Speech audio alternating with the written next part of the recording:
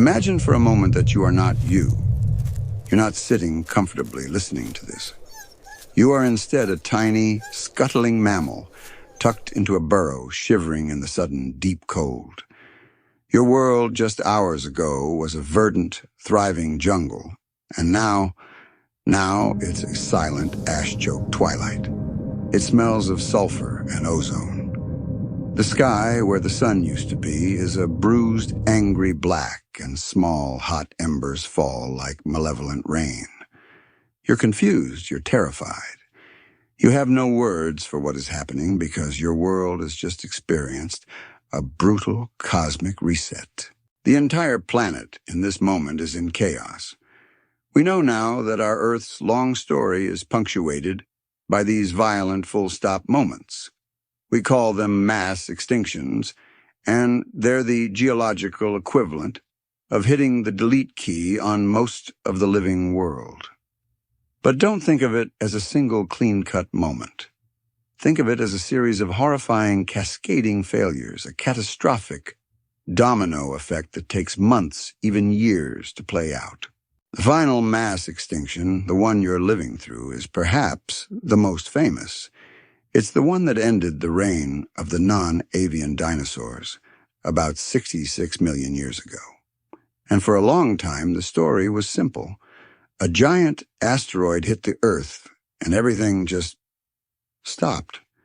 But as you'll discover, it was far more complex than that. The truth is, Earth's history is littered with these colossal events. The End Ordovician, the Late Devonian, the Permian-Triassic, the Triassic-Jurassic. These are the 5 great extinction events that scientists have documented, each one a different kind of apocalypse. From continent-altering climate change to volcanic supereruptions, each event wiped out a massive percentage of all known species in a terrifyingly short amount of time. There were even smaller, less famous ones like the End Jurassic extinction or the Carboniferous rainforest collapse. Think of it like a long series of cosmic car wrecks, each one worse than the last.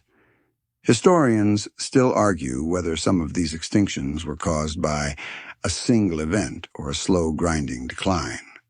For instance, some hypothesize that microbes may have sped up or contributed to some of the mass extinctions. It's the ultimate, which came first question, but with a lot more death and a lot less chicken. And let's be honest, it makes you appreciate being a human living in a time without giant meteor strikes. No need to look up into the sky and wonder if it's going to fall on your head.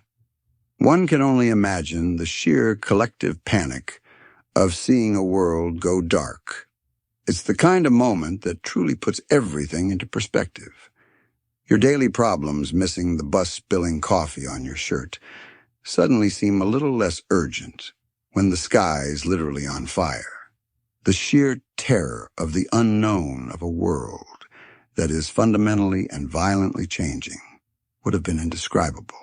The final one, the Cretaceous Paleogene, or KPG, is a particularly brutal story. An estimated 76% of all species vanished. But here's a quirky, almost morbid tidbit. This catastrophic event was also a powerful engine of evolution. The chaos created a clean slate. With so many dominant species wiped out, the survivors were free to spread out, adapt, and diversify. Think of all those empty ecological niches just waiting to be filled. It's like a massive game of musical chairs, and suddenly, there are 1,000 more chairs than there are players. The remaining players, like our shivering little mammal, suddenly have the run of the place with less competition for food, shelter, and resources. And then, my friend, is how you get from a world ruled by gigantic, awe-inspiring reptiles to a world where a scuttling little proto-primate can eventually evolve to build spaceships and make YouTube videos about the things that used to rule the Earth. It's a strange and beautiful paradox that the greatest acts of destruction are also the most powerful catalysts for new life. It's a humbling reminder that sometimes the end is just the beginning. You've just witnessed, from your tiny, trembling vantage point, a kind of biological reset button being pressed. And the strangest part, it's a paradox. These moments of complete planet-wide destruction are also the most profound catalysts for new life. It's almost beautiful in a terrifying way. Think about all those empty seats in our cosmic game of musical chairs. When the music stopped and 76% of all living species vanished, 1,000 new opportunities opened up for the survivors. There's more room to spread out, more ecological niches to fill, and suddenly that relentless competition for food and shelter just relaxes. The few species that made it through this brutal filter like you, our little shivering mammals, suddenly had the run of the place. They could thrive, reproduce, and evolve at a speed that would have been unimaginable just a century before. And what a brutal filter it was. The end of the Cretaceous period wasn't just another bad day. It was a cataclysm of unimaginable scale, a literal end-of-the-world scenario that had been theorized for decades before the evidence finally clicked into place. The leading scientific consensus, the one that's pretty hard to argue with, points to one heck of a bad day, the impact of a massive asteroid. We're talking about an object so big, so utterly colossal, between 10 and 15 kilometers in diameter, that if it were to, say, land in your neighborhood, it would obliterate an entire city, and then some. This rock from space slammed into the Earth with the force of billions of nuclear bombs, creating the Chicxulub crater, a scar still visible today on the Yucatan Peninsula. Coma. It's the kind of energy release that makes a volcanic eruption look like a hiccup. The immediate aftermath was a special kind of horror show. When a rock that big hits the planet, it doesn't just make a big hole. It launches untold amounts of dust and aerosols into the atmosphere, a thick, suffocating blanket that blacked out the sun for months, maybe even years. Imagine waking up to an eternal twilight. Without sunlight, photosynthesis grinds to a halt, killing off most of the plants that form the base of the food chain, which is a big problem if your lunch plan's involved. Well, plants. The asteroid also released vast amounts of sulfur gases, which then combined with moisture in the atmosphere to create a devastating global acid rain. The carbon dioxide unleashed by the impact didn't help matters either, as it slowly but surely began to acidify the oceans, which is just a fancy way of saying marine ecosystems started to disintegrate. It's a truly terrible, no good, very bad day for the entire biosphere. You'd think that would be enough to end the debate, but science, bless its heart, loves a good argument. Because even with all this compelling evidence, historians and paleontologists still argue whether a single asteroid could really have been the sole culprit. It's a debate that's been going on for a long time, and a lot of wild theories have been thrown into the ring over the years. Remember, this is a cold case, 66 million years in the making. For example, some early theories suggested that a nearby supernova explosion showered the Earth with radiation. Think about that for a second. The dinosaurs didn't die from a rock, but from cosmic rays from a star exploding millions of light years away. Or my personal favorite, a theory that posited that all the dinosaurs went blind from cataracts, couldn't see their food, and just starved. Honestly, the idea of a giant, nearsighted T-Rex tripping over a bush is a slightly less terrifying mental image, but no less tragic.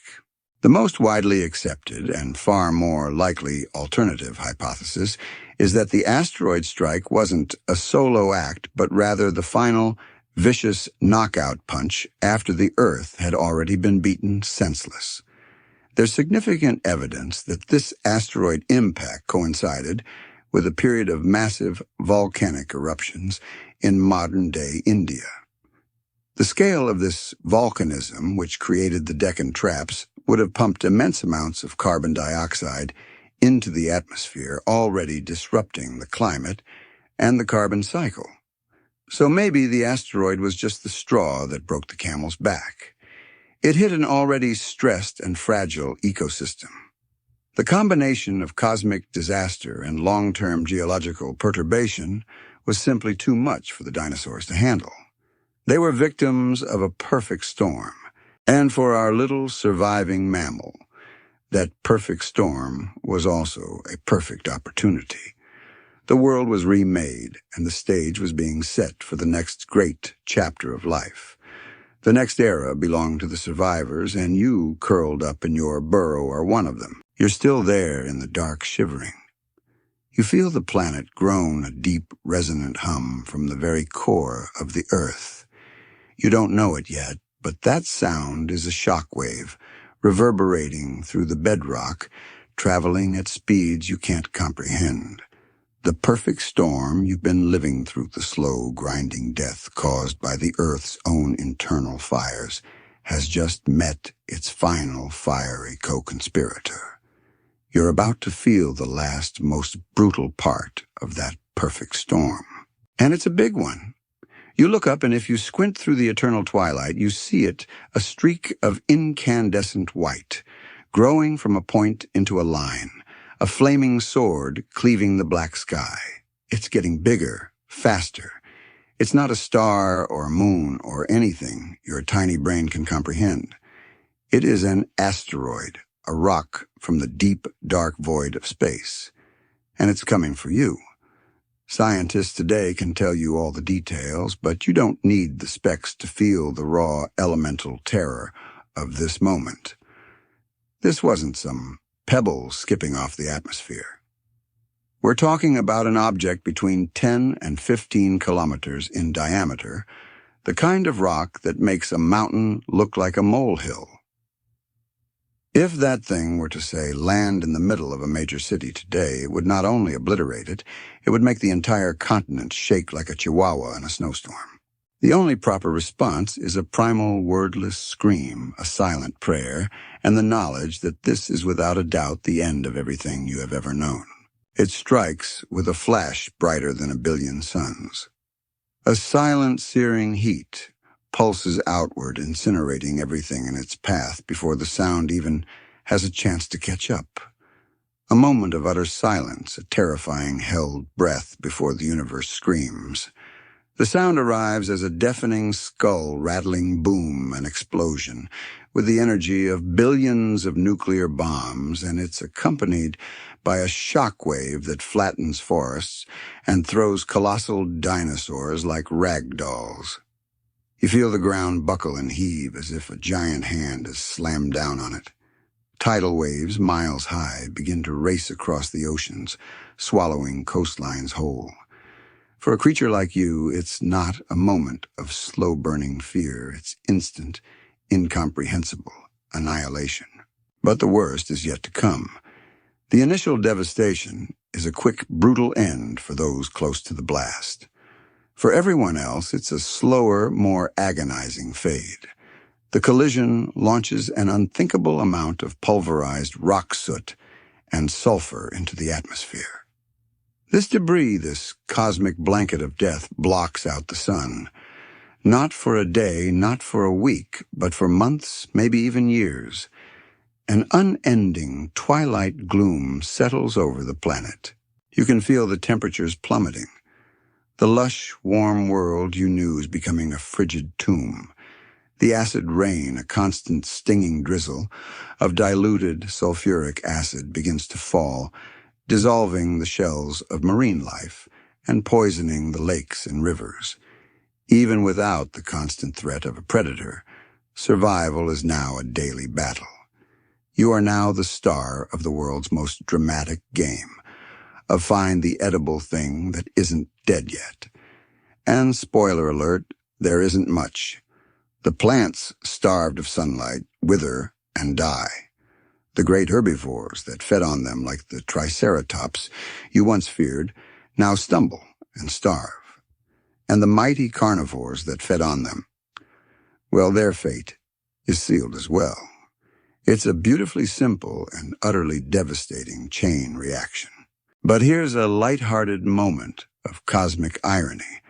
A little tidbit you might find darkly amusing for decades before scientists confirmed the asteroid strike. One of the most popular theories for the dinosaurs' extinction was that they all went blind from cataracts and simply starved to death. Imagine, if you will, a gigantic, lumbering T-Rex with a tiny pair of glasses on its nose, squinting at a bush, trying to figure out if it's food or just a rock. I mean, you can't make this stuff up. And while it might sound silly, it speaks to how little we knew and how many wild ideas were out there, including another theory that a nearby supernova explosion rained down radiation that killed them all. Neve out. The scientific debate, however, has moved on from that.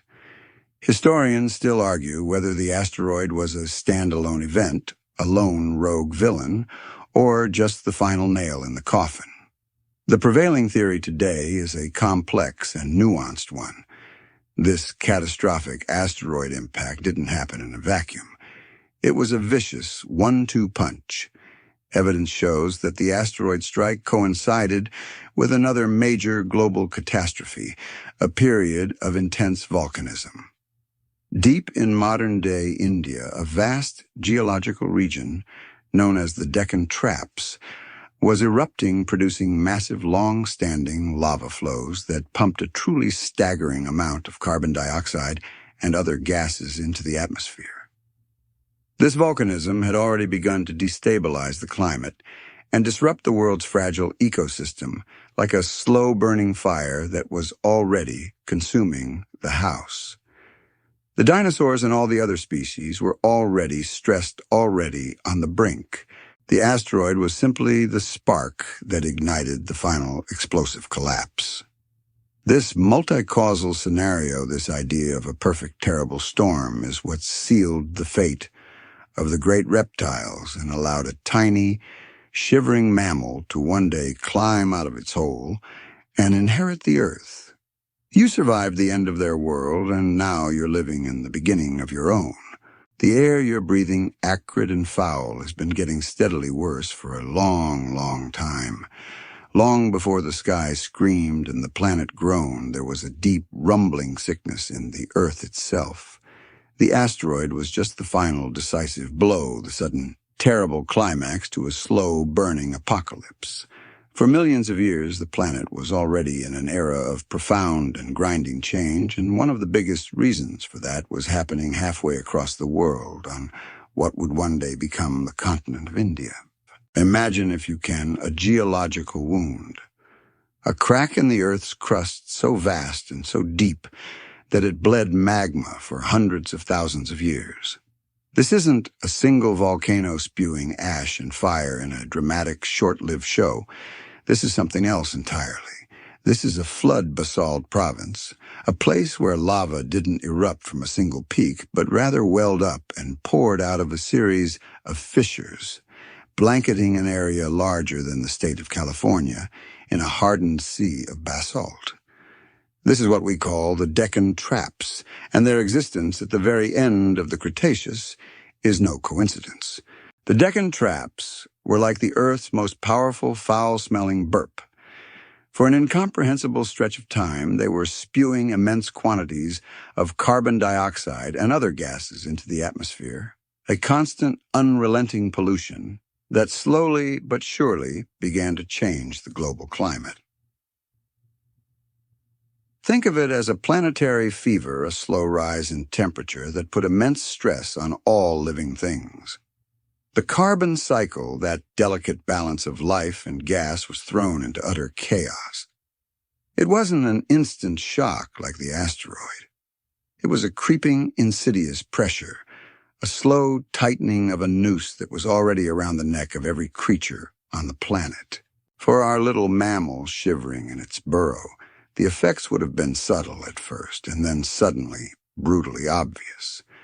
The warmth, the humidity, the lush greenery of your world would have started to feel off. A little hotter, a little muggier. Maybe the seasons started to blend into one another. The plants, the source of life for so many, would have struggled to adapt to these new unpredictable conditions.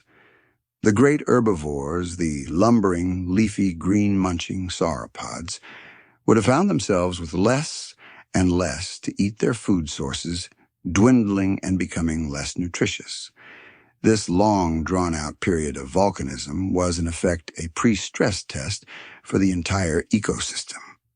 The dinosaurs weren't thriving at the end of the Cretaceous. They were already weakened.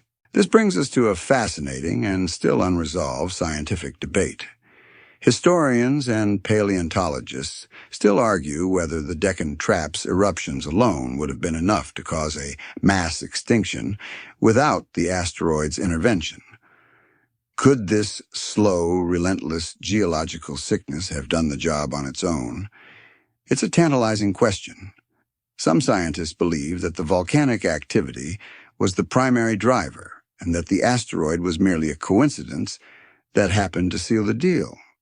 Others believe the ecosystem would have eventually recovered from the volcanism, but the asteroid was just a catastrophic final blow that the weakened world could not withstand. The prevailing view, and the one that makes the most sense of the evidence, is that it was a comorbid catastrophe, a perfect storm of two devastating events conspiring to end the dinosaurs' reign. They were already sick, and then the asteroid hit. And here's a quirky tidbit to chew on. The Deccan Traps today are a major geographical feature covering nearly 200,000 square miles of India, with a distinct step-like pattern.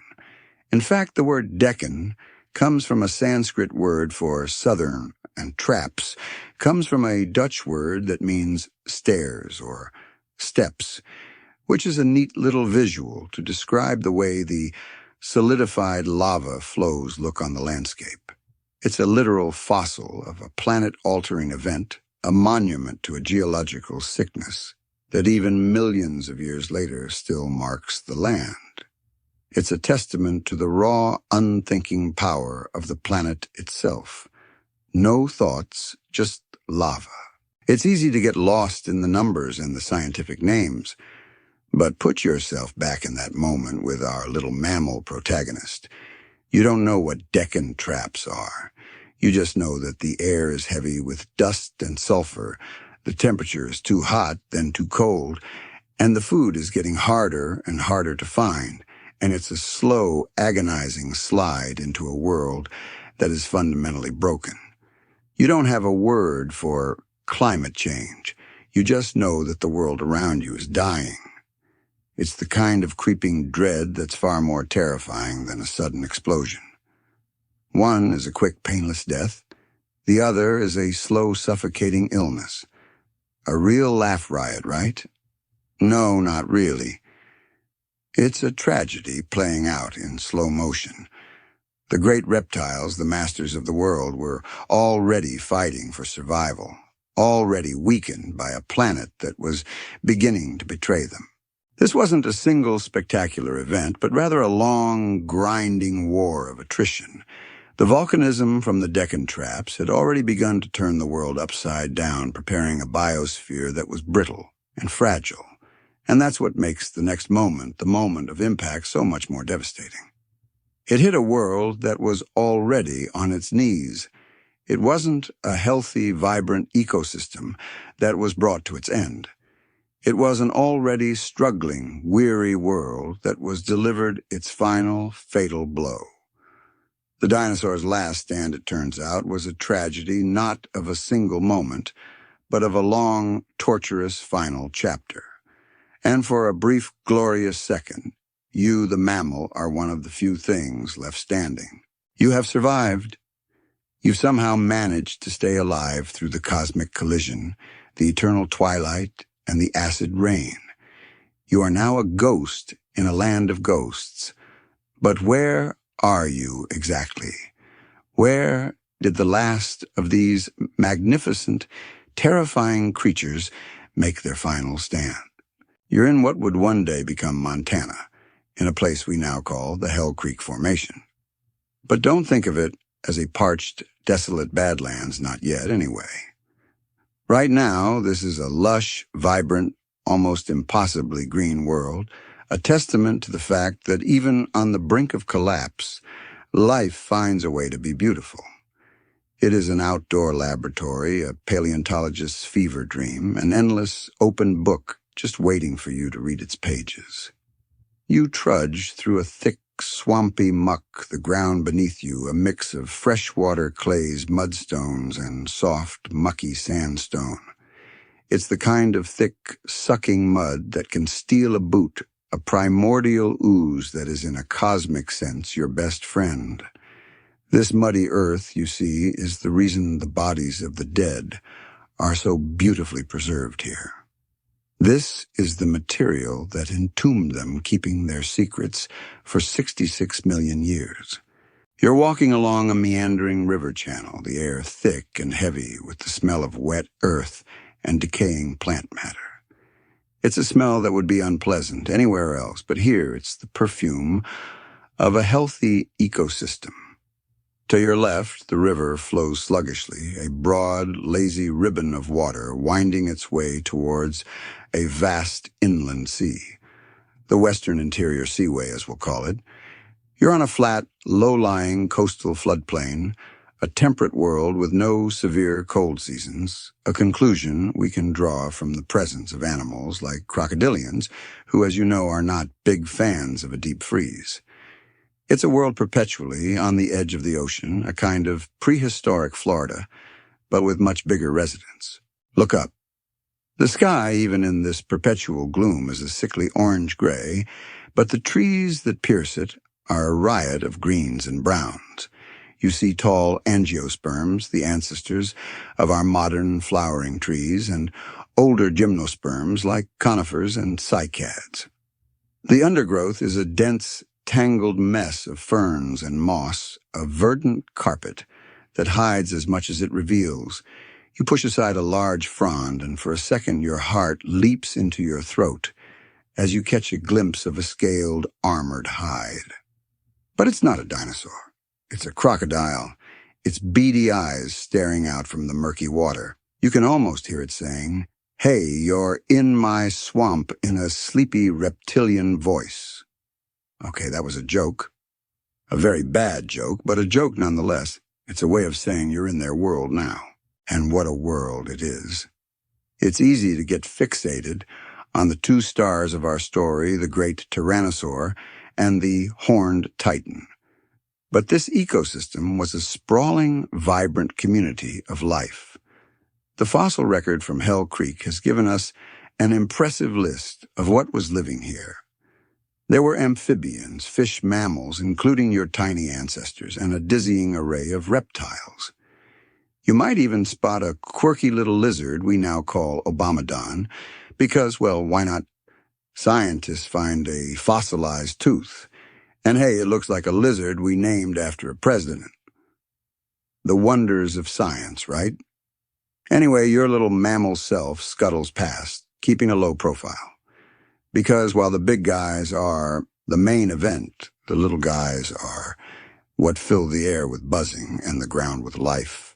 You see a hadrosaur, an Edmontosaurus wading through a swamp, its flat, duck-like bill scooping up plants. These are the cows of the Cretaceous, a primary food source for the carnivores. Nearby, a group of Triceratops. The star of our show grazes on the ferns, their impressive frills and horns, a clear warning to anything that gets too close. You know, one of the interesting tidbits about this place is the name itself. It was named for exposures along Hell Creek, near Jordan, Montana. It's not a place name from back then, obviously, but it's a modern moniker that has a wonderfully grim prophetic ring to it, don't you think, Hell Creek? It's the place where a hellish end came for these magnificent creatures. The geology of this place is just as fascinating as the life it preserved.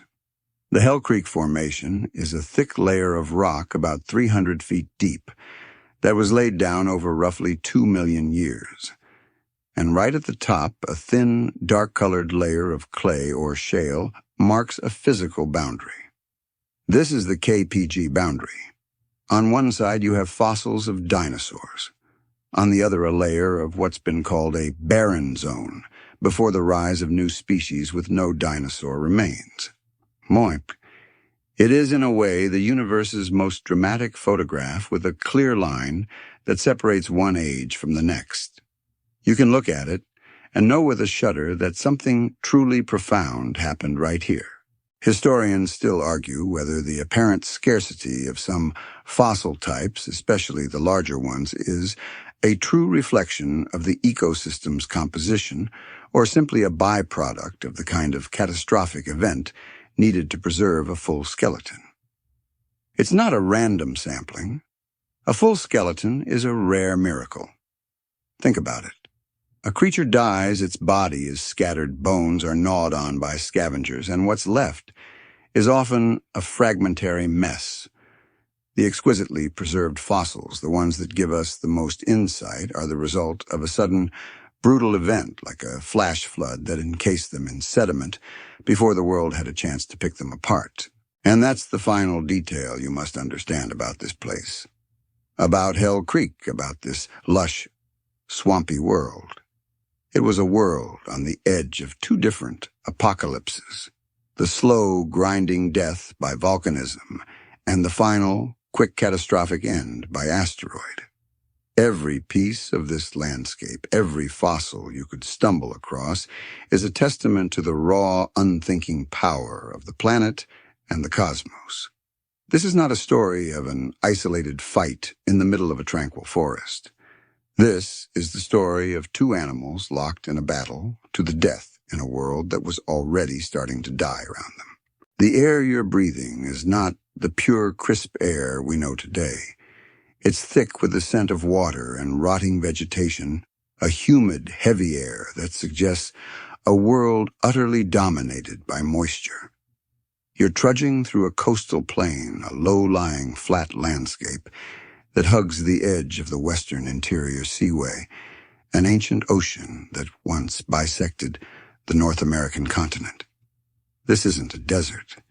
This is a swampy, vibrant world, a place where a diverse and bustling community of plants and animals have, for millions of years, found a way to thrive. So, kakamo, look around. The sky is low and hazy, but the world beneath it is alive with motion and color.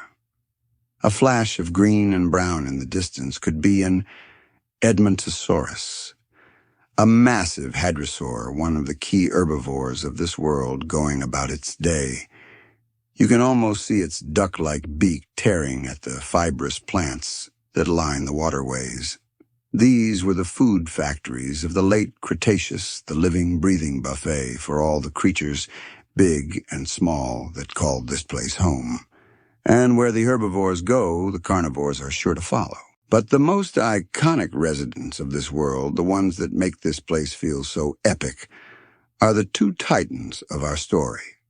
You look up and see the unmistakable silhouette of a Triceratops, its great bony frill and three horns, a natural fortress of bone and keratin.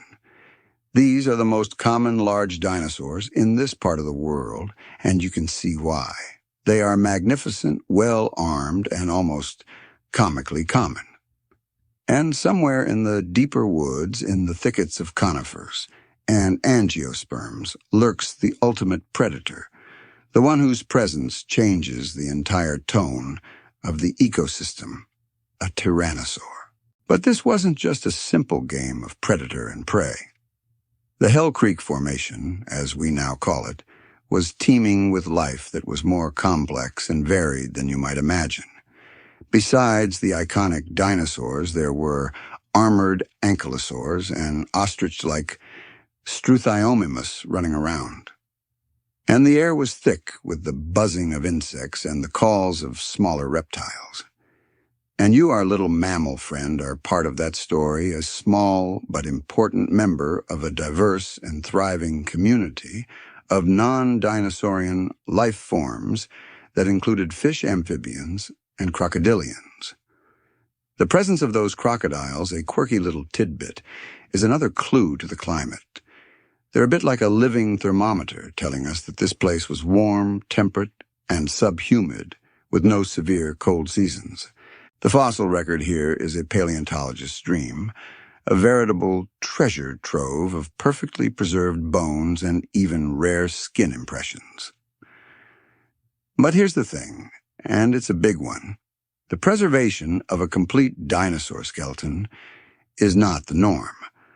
Most of the time, a carcass gets picked apart, scattered, and weathered, leaving only a few broken, fragmentary bits behind. Think of it like a cold case.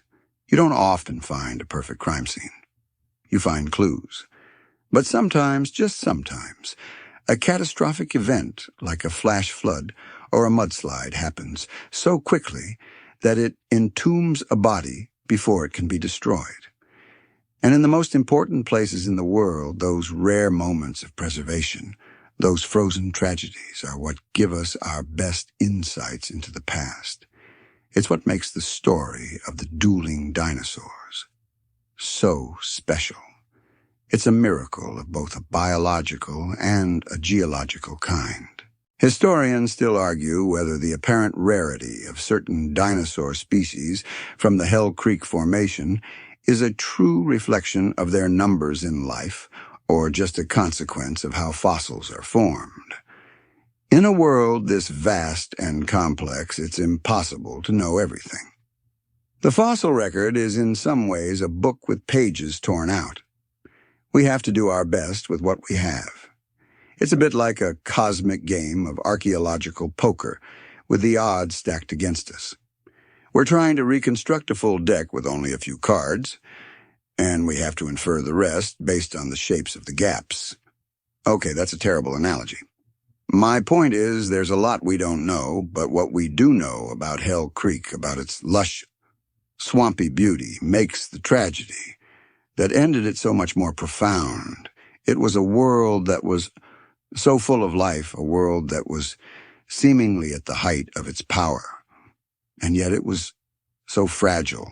You, the tiny mammal, don't have the luxury of intellectual curiosity about these things. You're just trying to survive. You're watching the great dinosaurs go about their day, their last day, and you have no idea that in a single terrible, catastrophic event, the tables are about to be turned for good. And it all begins with a chance encounter, a duel, a final, magnificent, and ultimately tragic moment that would become a story 67 million years in the making. A story about a battle to the death, a legal fight, and a scientific awakening. You're about to witness it firsthand. You're still there in the Hell Creek swamp, a little ghost, in a world on the brink of collapse. You feel the heavy, humid air. You hear the distant, lumbering steps of the great dinosaurs. But now, let's travel forward in time a little. Let's fast forward 66 million years to a cold day in 2006. The swamp, you know, is gone, replaced by a dusty, wind-swept hillside in Montana. The lush green landscape is now a vast, quiet, open country. And instead of you, a tiny, shivering mammal, there are 3 men on a ranch, a trio of modern-day prospectors named Clayton, Phipps, Mark Eatman, and Chad O'Connor. They weren't academic paleontologists with fancy degrees. They were just men with an eye for what the ground was holding, and on this day they stumbled upon something so profoundly improbable, so impossibly dramatic, that it sounds like the plot of a movie. As they walked along, they noticed a few bones protruding from a sandstone cliff, but as they began to dig, they realized they weren't just finding a single skeleton. They were uncovering a scene, a moment frozen in time, the kind of final act that scientists had only ever dreamed of finding. You watch as they carefully brush away the sediment, and the scene that unfolds is one of pure, brutal poetry.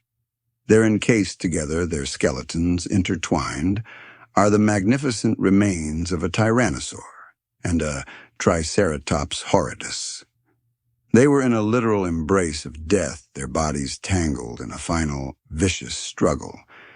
The nicknames for these fossils came almost instantly. They became known simply and perfectly as the Dueling Dinosaurs. The scene was so poignant, so emotionally charged, that it transcended mere science. It was a tragedy, a drama, and a mystery all at once. And what a mystery it was. The preservation was nothing short of miraculous.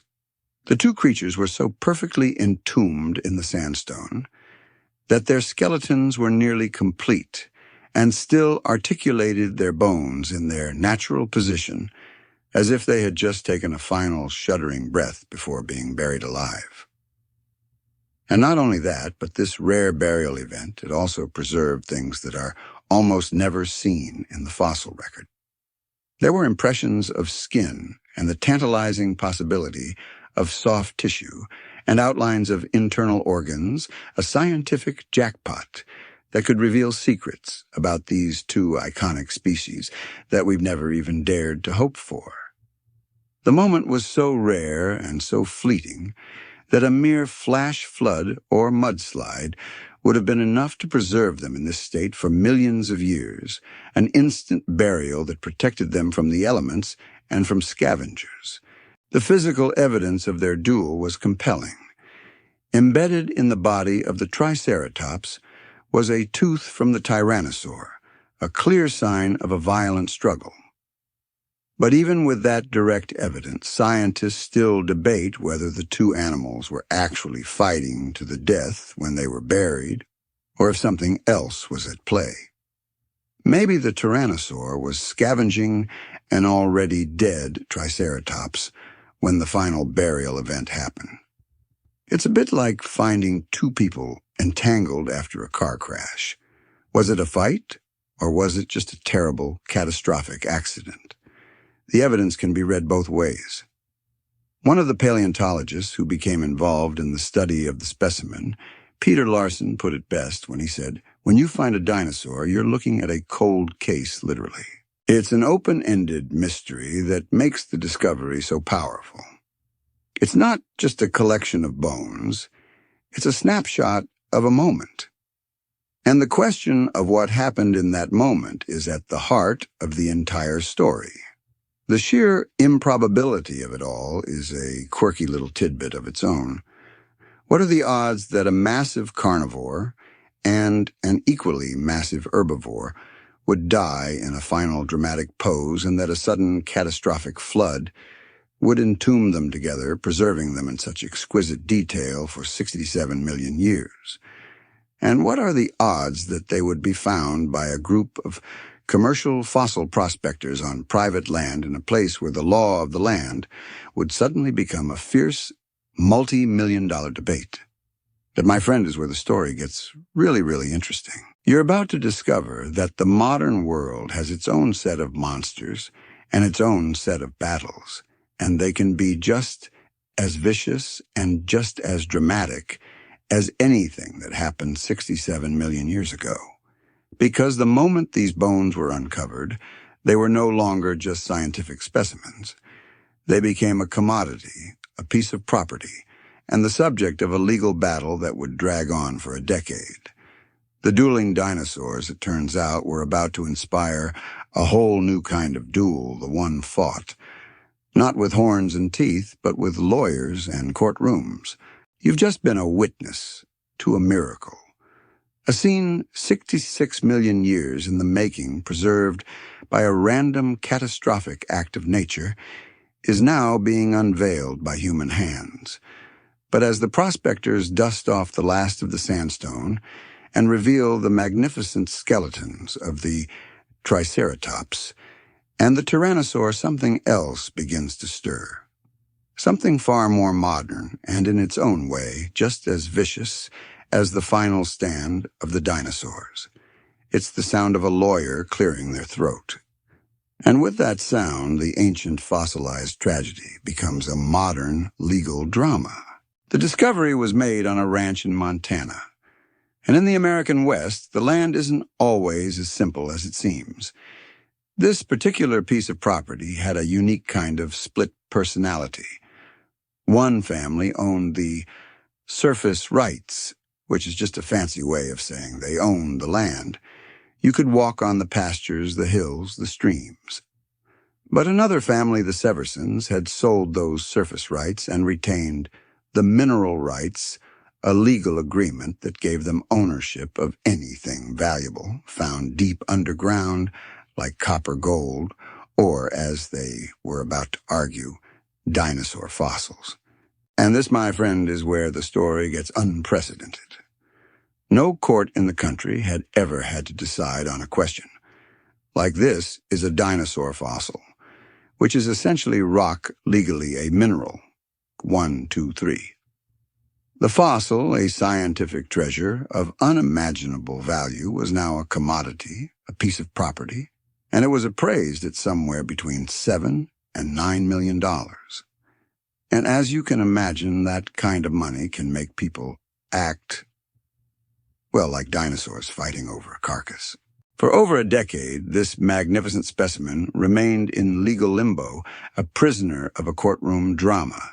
It was effectively hidden from the scientific community, kept locked away in a warehouse, an unseen, unstudied ghost of a prehistoric battle.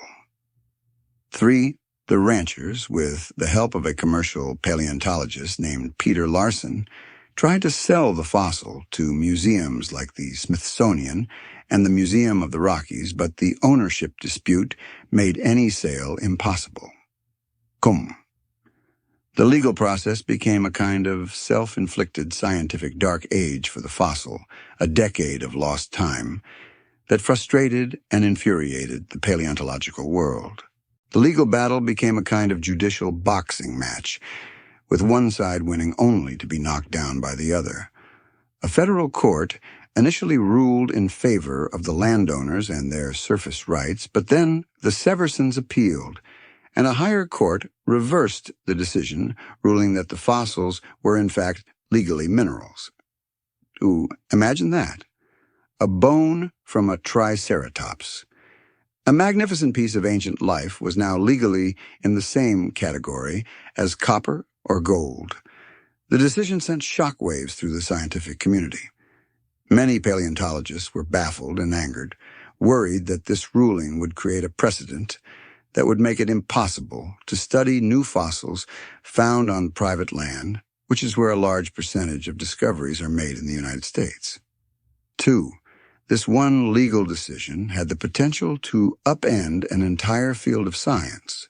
This long, drawn-out legal process also brought out a fascinating divide in the world of paleontology itself.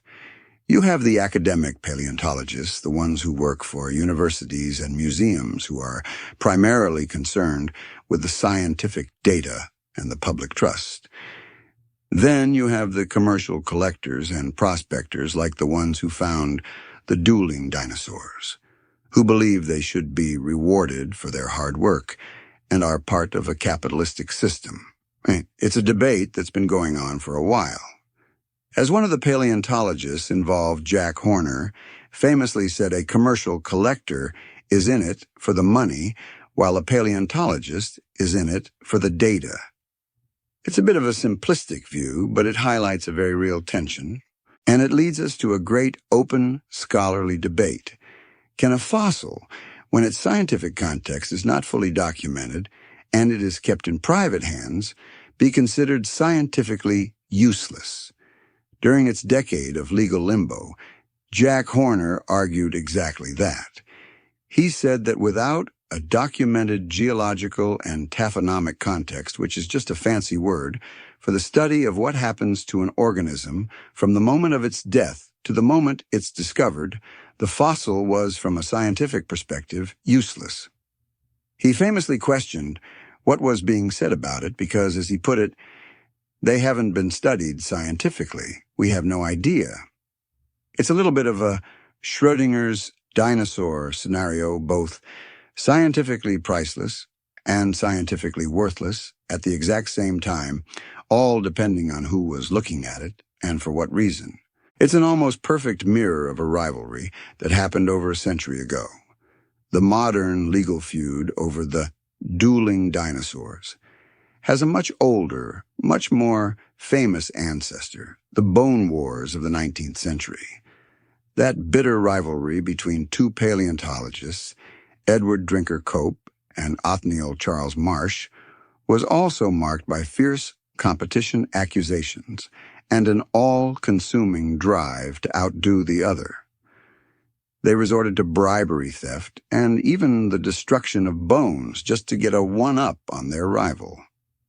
It was a chaotic, often vicious time, but it also resulted in the discovery of 142 new dinosaur species and helped ignite the public's imagination.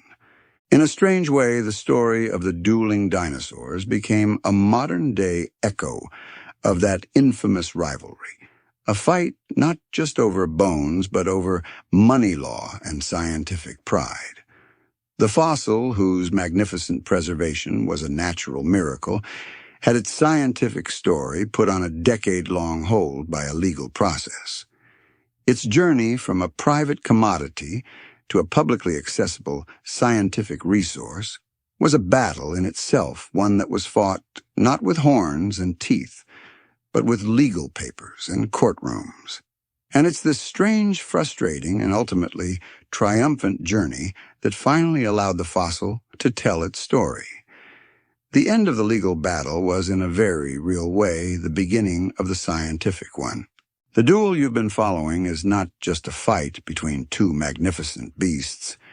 It's also, in a strange way, a modern-day echo of a conflict that happened over a century ago. The legal battle over the dueling dinosaurs wasn't the first time science and human ego clashed. It's a tale that mirrors the infamous bone wars of the 19th century, a brutal, no-holds-barred rivalry that defined early American paleontology. Imagine two brilliant, fiercely competitive paleontologists, Edward Drinker Cope and Othniel Charles Marsh, so desperate to outdo each other that they would resort to outright sabotage.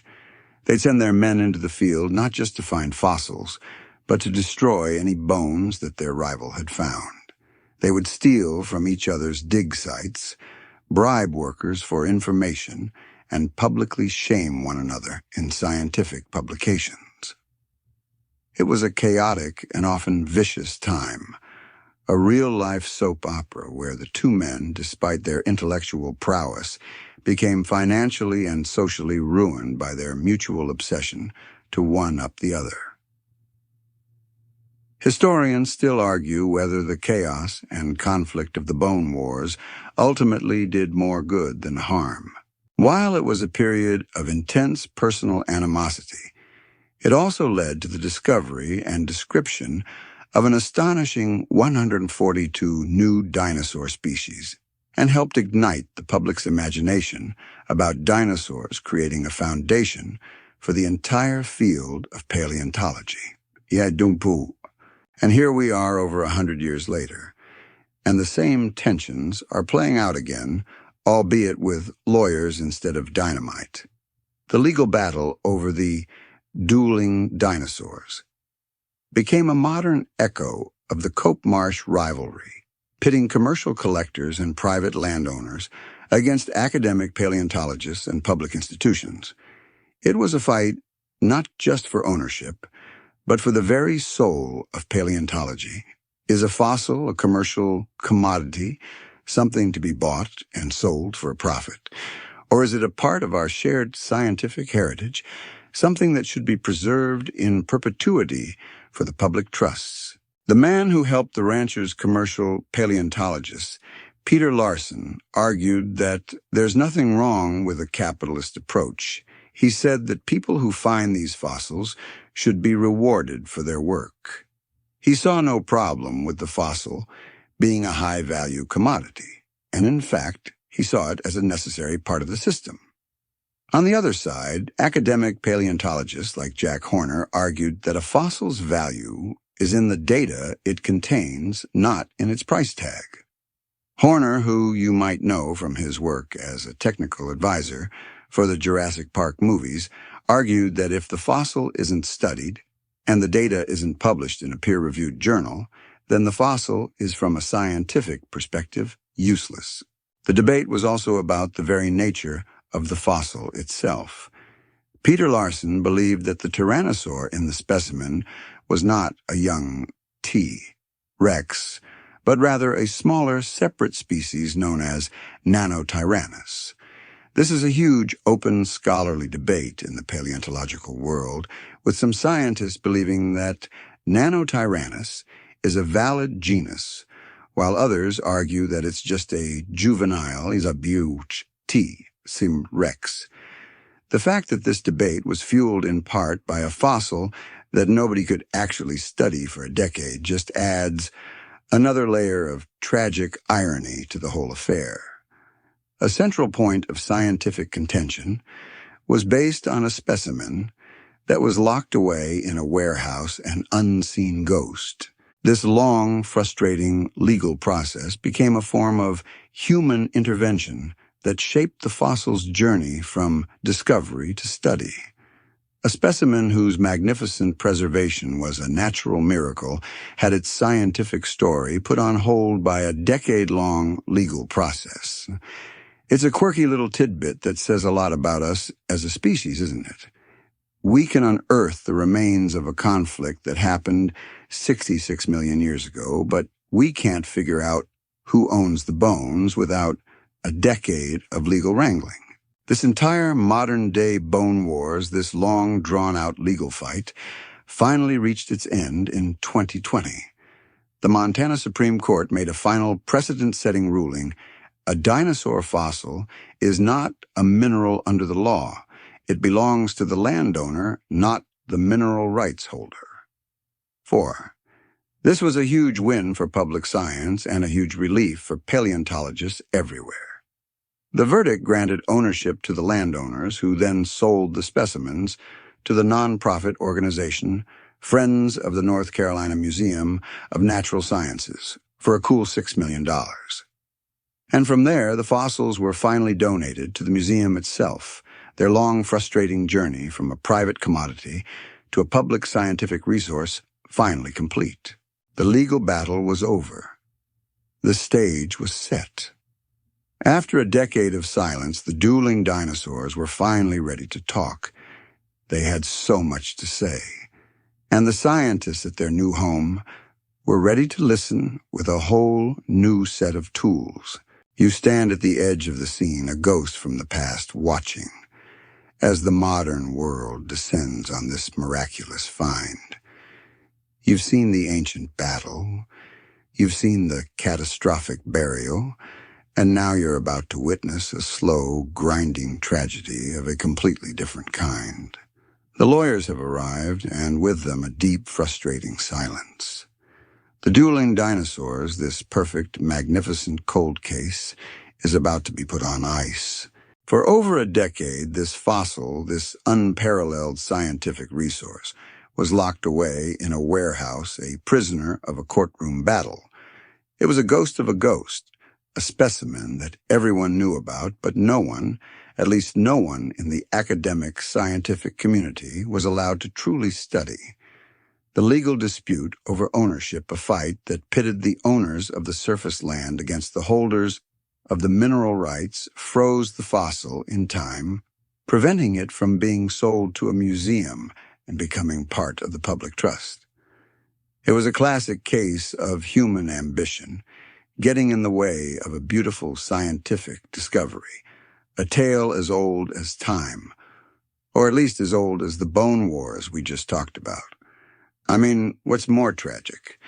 A dinosaur dying in a swamp, or a dinosaur being held hostage by lawyers for 10 years? It's a real toss-up.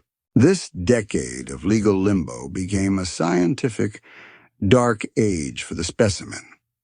The ranchers who found the fossils with the help of commercial paleontologists tried to sell them to institutions like the Smithsonian and the Museum of the Rockies.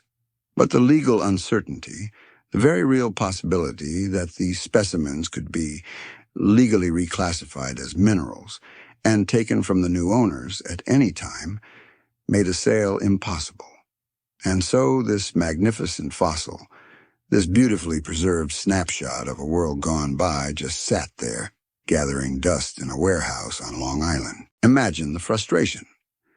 Imagine being a paleontologist knowing that this incredible specimen existed, and knowing that it held the potential, to unlock secrets about the biology of Rex and Triceratops that had been elusive for decades. And you couldn't touch it. You couldn't study it. All you could do was read about it in the news and listen to the arguments of people who had their own ideas about what it was but couldn't prove it to anyone because the fossil wasn't available for public study. One of the most famous paleontologists of our time, Jack Horner, who you might remember from his work on the Jurassic Park movies, famously put it best. He said that from a scientific perspective, the fossil was useless because its geographic, geological, and taphonomic context was not documented or studied. And here's a quirky little tidbit for you. The word taphonomy is the scientific term for the study of how organisms decay and become fossilized. So when Horner was saying that the fossil's taphonomy wasn't known, he was essentially saying that the entire scientific story of its death and burial was a complete mystery. The fossil itself might have been pristine, but its story was incomplete. And for a scientist, that's a problem. It's like being handed the final chapter of a book without any of the context. The decade-long silence also fueled a very public and open scholarly debate. Peter Larson, the commercial paleontologist who was working with the ranchers, began to argue that the Tyrannosaur in the specimen wasn't a juvenile T. rex, but rather a smaller, separate species called Nanotyrannus. This is a huge, long-running debate in the scientific community, and Larson's claim was met with significant controversy. Why? Because he was presenting a hypothesis about a privately owned specimen that had not been made available for peer-reviewed public study.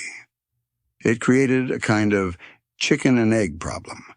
How could you prove that the fossil was a separate species if no one else was allowed to examine it? It was a debate happening in a scientific vacuum, a fight over ghosts. It made a lot of people angry, and rightly so. The entire legal drama put a spotlight on the deep-seated tension between commercial fossil collecting and academic paleontology. On one side, you have the view that private property rights should be protected, and that people who find valuable things on their land should be rewarded for it. On the other side, you have the view that a fossil is not just a rock or a mineral. It's a part of our shared natural heritage, an irreplaceable piece of Earth's history that belongs in a museum where it can be studied and preserved for everyone. It was a clash of two different philosophies, two different ways of looking at the same thing. And for a decade, neither side could win. The fossil just sat there, a literal Schrodinger's dinosaur, both priceless and, in a scientific sense, worthless at the exact same time. A real laugh riot, right? Only if you like your comedy with a side of protracted legal battles and scientific frustration. The story was, in a sense, a modern-day echo of the Bone Wars we discussed earlier, a rivalry between two parties, but this time, the battle was fought in courtrooms instead of the Badlands of the American West. The fossil was a symbol, a pawn in a larger game, and the scientists, the ones who were truly in it for the data, could do nothing but watch and wait. And then finally, after more than a decade of waiting, the court ruled, and the world could finally breathe. The end of the legal battle was in a very real way the beginning of the scientific one. The dueling dinosaurs were finally free. The decade-long silence is over. The courts have spoken.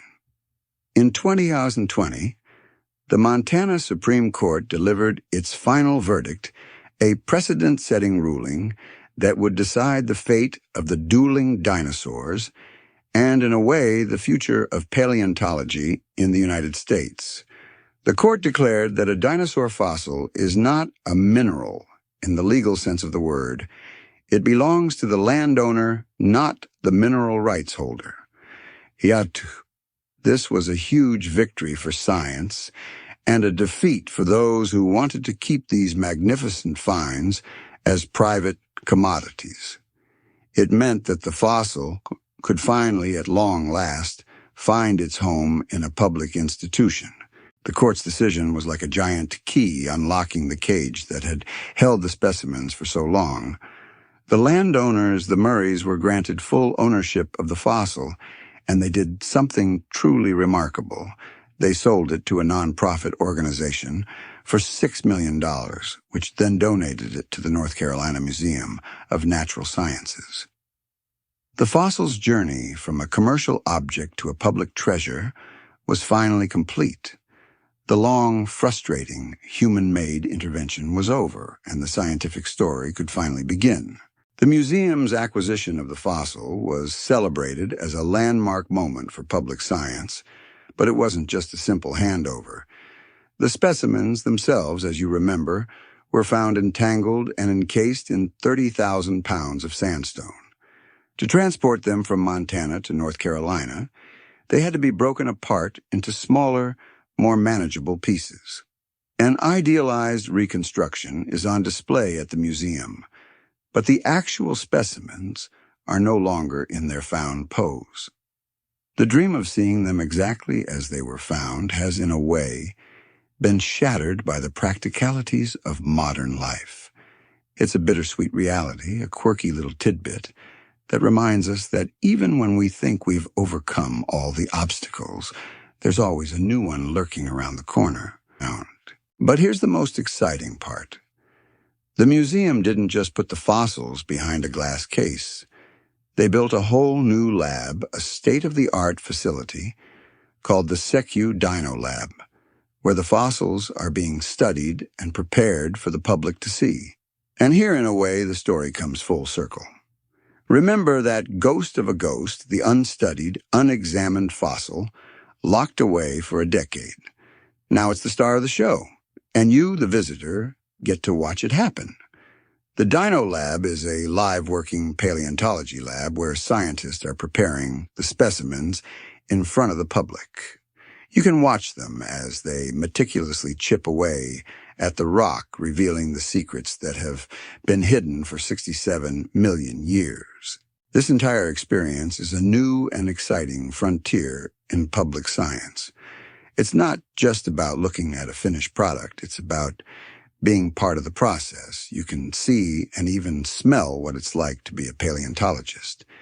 And here's a beautiful thing. You can even talk directly to the scientists as they work, asking them questions and getting real-time updates on their discoveries. It's a democratized approach to science, a way to pull back the curtain and show that paleontology isn't just about finding bones, but about the long, painstaking, and often frustrating process of uncovering their story. This unique approach also helped to put an end to the long-standing scholarly debate about the fossil's scientific value. Remember how Jack Horner said the fossil was useless without its proper context? Now its context is being painstakingly documented, piece by piece, for the entire world to see. The very act of preparing the fossil is in itself a form of scientific research, a way of extracting data that would have been lost if the fossil had been bought and sold on the private market and prepared in secret. The fossil's journey from a private commodity to a publicly accessible tool is what finally enabled it to become a true scientific frontier. And this, my friend, is where the story of the dueling dinosaurs truly begins. The legal battle is over. The fossil has found its home. And the questions that have haunted it for more than a decade are finally being answered, one painstaking chip at a time. The battle of the titans might be over, but the scientific hunt has just begun. The fossil, whose magnificent preservation was a natural miracle, is finally ready to tell us its story. The legal battle is finally over, and the museum doors have swung open. But before the scientists get to work, let's go back to the source of it all, to that dusty hillside in Montana. You're standing there, looking down at the fossils, just as they were found before they were painstakingly broken into pieces for transport. The name Dueling Dinosaurs was coined for a reason. The scene before you is pure, unadulterated drama. The skeletons of a Triceratops and a Tyrannosaur are locked together, an intertwined fossilized embrace that looks like the final act of a Shakespearean tragedy. But the great mystery, the one that's been debated ever since, is whether they were actually fighting to the death when they were buried. And like any good cold case, the evidence is tantalizing but not conclusive. On the one hand, you have the most powerful piece of evidence for a fight, a tooth from the Tyrannosaur, still embedded in the body of the Triceratops. 3. It's a literal smoking gun, a clear sign of a violent encounter. And it wasn't just a simple injury. The Triceratops specimen, like others found in the Hell Creek Formation, shows evidence of healed injuries on its bony frill holes that could only have been made by combat wounds, similar to what you might see on an elk or a deer today. This suggests the Triceratops was a hardened fighter capable of defending itself against a predator, and likely had experience doing so. It's hard to look at that and not imagine a vicious horns and teeth battle to the end. But of course, a good mystery always has a counterargument. As one paleontologist put it, when you find a dinosaur, you're looking at a cold case literally. It's not definitively known whether the two dinosaurs were actually fighting at the moment they were entombed. But a perfectly plausible, if slightly less cinematic hypothesis is that the Tyrannosaur was simply scavenging an already dead Triceratops when a sudden catastrophic event, a flash flood of mudslide, swept them both up and buried them together. Both animals are so perfectly preserved with their bones still in their natural articulated positions that it points to a very rapid burial event, one that prevented scavengers from scattering their bones. So the evidence of preservation doesn't help us answer the question of whether they were fighting or not. It just proves that whatever happened to them, it happened fast.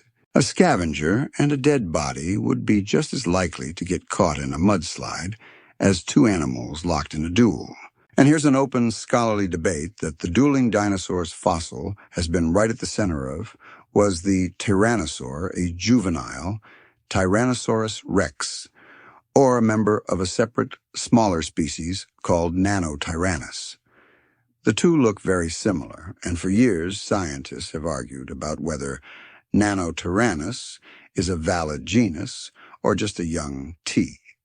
Rex. The Dueling Dinosaurs fossil is a potential game changer in this debate, but because it was locked away for over a decade, the argument was fueled by an unseen, unstudied specimen. It was, in a sense, a fight over a ghost. It's an interesting, quirky little tidbit of its own that a scientific debate of this magnitude was happening in a vacuum with the primary piece of evidence sitting in a warehouse. The debate about whether they were fighting or scavenging is just one of many that this specimen raises. For a lot of people, the romantic notion of the duel is too powerful to resist. I mean, let's be honest, which is a better story? Two epic monsters duking it out, or one of them being a picky eater. You have the tooth in the frill, but you have no witnesses. It's a bit like a prehistoric episode of CSI only, without the forensics team and with a lot more dirt and a lot less conclusive answers. But it is this very mystery, this tantalizing ambiguity, that makes the Dueling Dinosaurs so unique. It's an opportunity to investigate the cause of death for two ancient animals, a cold case that is now finally, after 67 million years, open for business. The long legal battle is over, and the real scientific work is just beginning. The moment is frozen. The mystery hangs in the air, thick with the silence of 66 million years. You've looked at the evidence, you've heard the competing theories, and you're left with the ultimate cold case. But the Dueling Dinosaurs, for all their magnificent drama, are not alone in the great cosmic graveyard. The fossil record is in a rare and beautiful way littered with these tragic, frozen moments, snapshots of life's final brutal acts. These fossils, so precious and so rare, give us a window into a world that, for all its strangeness, felt pain, fear, and struggle, just like we do. The most famous of these fossilized tragedies, and the one most directly comparable to our story, is the fighting dinosaurs specimen. Found in Mongolia in 971, it preserves a much older, much more vicious scene, a velociraptor, locked in combat with a protoceratops, a distant cousin of our Triceratops. You can see the struggle in their bones.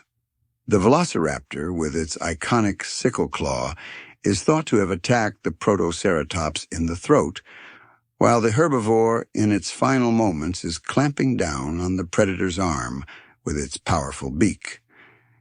It's a clear, irrefutable image of a death match, a moment of pure raw violence, preserved for all time. Like the dueling dinosaurs, this fossil raises questions about the circumstances of their burial. Were they drowned in a lake buried by a collapsing sand dune?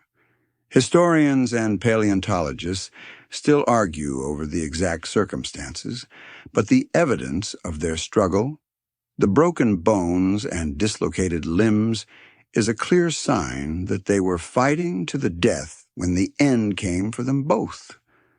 It's a fossil that tells a story so clearly, it's almost a scene from a movie, a perfect snapshot of a predator-prey relationship in action. But the fossil record is full of other stranger tragedies. Take, for example, the fossil of a tiny Mesozoic mammal, a creature we now call Rhipinomymus, locked in combat with a much larger dinosaur, a Psittacosaurus, more than 3 times its size. You would have seen this happen yourself if you were a tiny mammal like our protagonist. The tiny mammal with its teeth and claws is shown biting and grappling with the larger dinosaur. The scene is so bizarre, it defies belief, a kind of prehistoric David and Goliath story, where the hero is a tiny, snarling mammal, and the giant is a dinosaur with a parrot-like beak. It's a fossil that turns our preconceived notions of predator-prey relationships on their head. Who said you had to be bigger to win a fight? It's a quirky, almost comical image of a smaller animal taking on a much larger one. And then there's the truly absurd. In the Nebraska Badlands, a pair of Columbian mammoths were found with their tusks hopelessly tangled together, a duel for dominance that ended in a tragic mutual demise. The tusks, curved and twisted, were locked in an unbreakable knot, and it's believed that after a long, exhausting struggle, one mammoth collapsed, dragging the other down with it, a final intertwined death. It's a sad and beautiful image of 2 magnificent animals so caught up in their rivalry that they sealed their own fate. It's a reminder that even animals, for all their raw instinct, can be undone by their own pride and stubbornness. But perhaps the most poignant and scientifically insightful of these death scenes are the ones that are less dramatic and more tragic. In Germany, in the famous Solnhofen limestones, paleontologists have found hundreds of exquisitely preserved fossils of pterosaurs, the flying reptiles of the Mesozoic. But here's the curious part. Nearly all of them are small young individuals, perfectly preserved, while the larger adult pterosaurs are rarely found. Why would that be? It's a great open scholarly debate. Scientists still argue whether the abundance of juvenile pterosaur fossils is a fluke of the fossil record or a direct result of a catastrophic recurring event. The discovery of 2 immature pterosaurs nicknamed Lucky Eye and Lucky Two, with clean slanted fractures in their wing bones, provides a fascinating clue. For the injuries, say scientists, were likely caused by the violent, twisting winds of a tropical storm, not a collision with a hard surface. 4. It's a tragic story. These young, inexperienced flyers, unable to resist the power of the storm, were fatally injured and plunged into the lagoon where they were rapidly buried in fine, limy muds that preserved them in stunning detail. This theory, which is now widely accepted, suggests that these storms were a common cause of death for the young pterosaurs, while the adults were strong enough to weather them. 4. It's a quirky little tidbit that helps us understand a larger pattern in the fossil record, a beautiful example of how a tragic individual death can help us understand the behavior and life cycles of an entire species. It's a bit like a prehistoric aviation crash investigation, where the black box is the beautifully preserved skeleton. So when you think about the dueling dinosaurs, remember that they are not a one-off miracle. They are part of a rare and precious collection of fossils that capture a moment in time, a final, brutal breath. They belong to a family of frozen tragedies, each one a different kind of horror story. From the brutal duel of the fighting dinosaurs, to the slow, agonizing end of the entangled mammoths, to the strange and wonderful scene of a mammal fighting a dinosaur, and to the mass casualty of a tropical storm killing dozens of young pterosaurs. Each one of these fossils tells us a story that no other kind of fossil can tell. They speak not just of what these animals looked like, but of what they did, how they lived, and most importantly, how they died. The dueling dinosaurs fossil is in a way the most dramatic and the most mysterious of them all. We have the evidence of the tooth in the frill, the healed injuries, and the intertwined pose, but we still don't have a definitive answer to the ultimate question: were they fighting? Or was it just a terrible cosmic coincidence? The long legal battle is over, and the scientists are just now getting to work on a fresh but very old cold case. It's a mystery that has waited 67 million years to be solved, and it has finally found a home where its secrets can be revealed one painstaking chip at a time. The real work is just beginning. You are no longer a shivering mammal in a prehistoric swamp. You're in a museum, a place of quiet reverence and hushed whispers. But this isn't just a museum. This is a laboratory, a place of work, and you can hear the sounds of it. The gentle chink-chink of a chisel, the soft scrape of a brush on stone, and occasionally the shrill whine of a high-tech saw cutting through rock. You're in the Secu Dino Lab at the North Carolina Museum of Natural Sciences, and the ghost of the past you've been following, the dueling dinosaurs fossil, is finally here. It's been a long, strange journey for this fossil. From a private ranch in Montana, to a decade of legal limbo in a warehouse, and now finally to a state-of-the-art research facility. And here's the most mind-blowing part: it's not behind glass. It's right there in front of you, still encased within 30,000 pounds of the rock and sediment from the Montana hillside where it was discovered. This isn't a finished exhibit. This is a live working paleontology lab where you, the visitor, are an eyewitness to the process of scientific discovery. You're watching history being unearthed, literally one painstaking chip at a time. The air smells faintly of mineral dust, a clean, earthen scent that is both ancient and brand new all at once. It's like being in a very, very slow-paced dental office, but with way bigger drills and way more fascinating teeth. Okay, that's a terrible joke, but you get the point. This is unlike any museum experience you've ever had.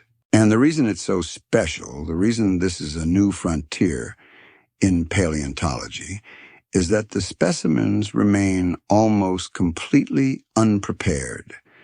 In a typical fossil excavation, you get the bones out of the rock, you clean them up, you put them back together like a puzzle.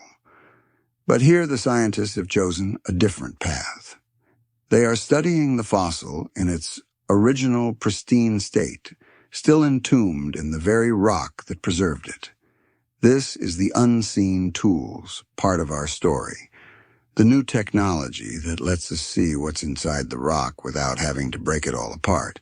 The centerpiece of this unprecedented study is something you might have used yourself at the doctor's office, a CT scanner. But not just any CT scanner. A high-resolution industrial CT scanner, the kind that can look into a solid object and create a three-dimensional map of everything inside. For a fossil, this is a game-changer. The scientists can now peer into the rock and see what's inside without ever touching a chisel.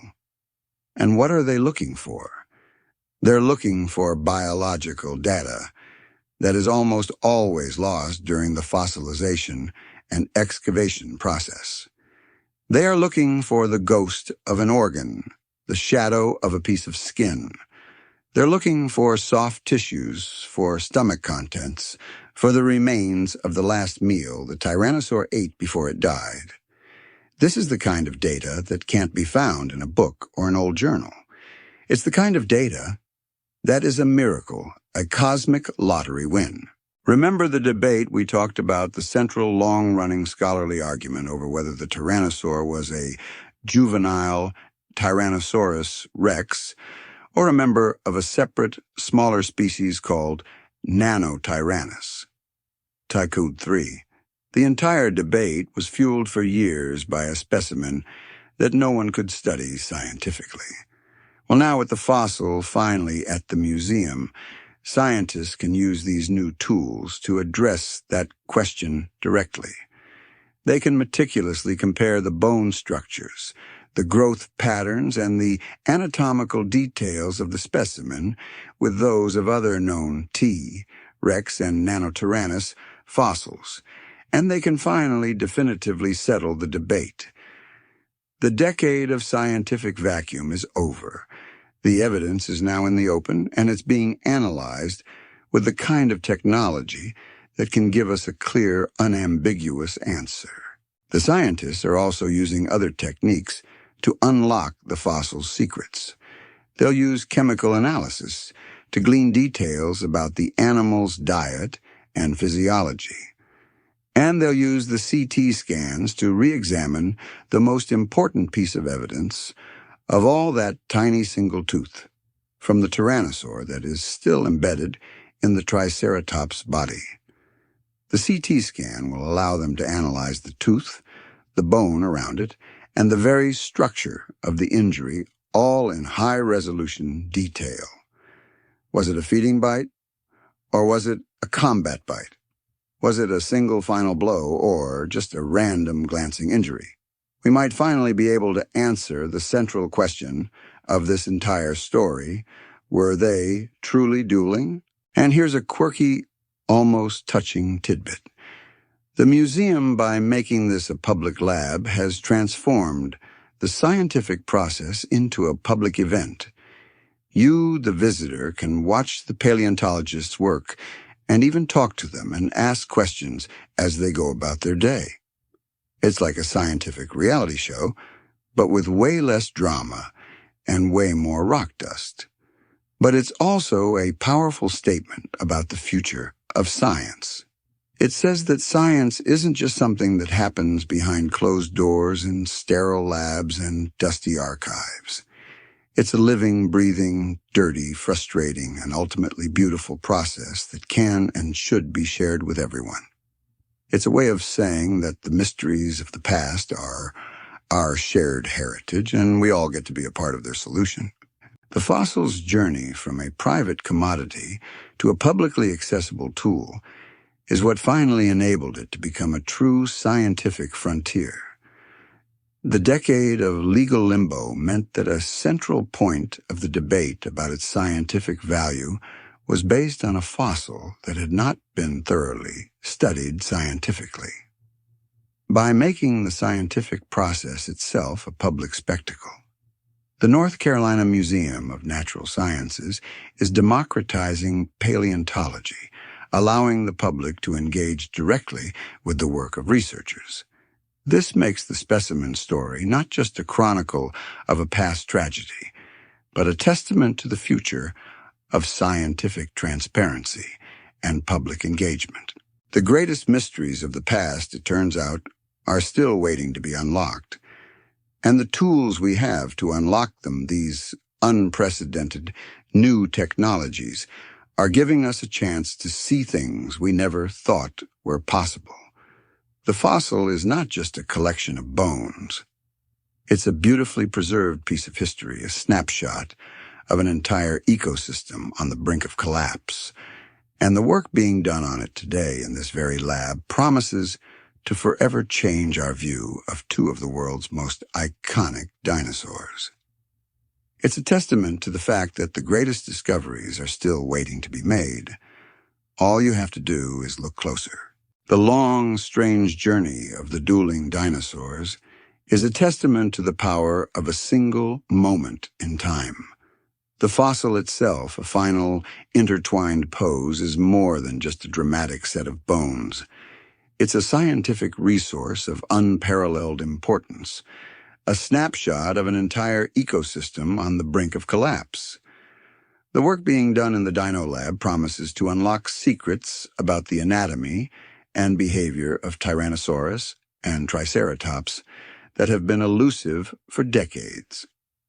From confirming the combative behavior of a Triceratops to understanding the ontogeny of a juvenile Tyrannosaur, the fossil is poised to forever change our view of two of the world's most iconic dinosaurs. 3-1. But the fossil's legacy extends beyond the scientific. Its story, from a chance discovery on a private ranch to a long, frustrating legal battle, and finally, to a publicly accessible museum, is a modern fable about the value of scientific discovery and public trust. The final legal ruling set a vital precedent, declaring that these fossils are not just minerals to be bought and sold. They are an irreplaceable part of Earth's history, and they belong to all of us. The museum's decision to open the preparation lab to the public to let us watch the process of science as it happens is a powerful statement about the future of transparency and engagement in the scientific community. It's a way of saying that the mysteries of the past are not just for a select few, they are for everyone. The Dueling Dinosaurs fossil is not just a frozen moment in time, it's a beginning.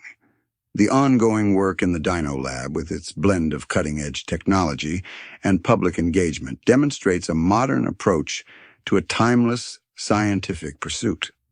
The fossil's final stand was not an end, but a new chapter, a testament to the fact that the greatest mysteries of the past are still waiting to be unlocked. The light outside is fading now.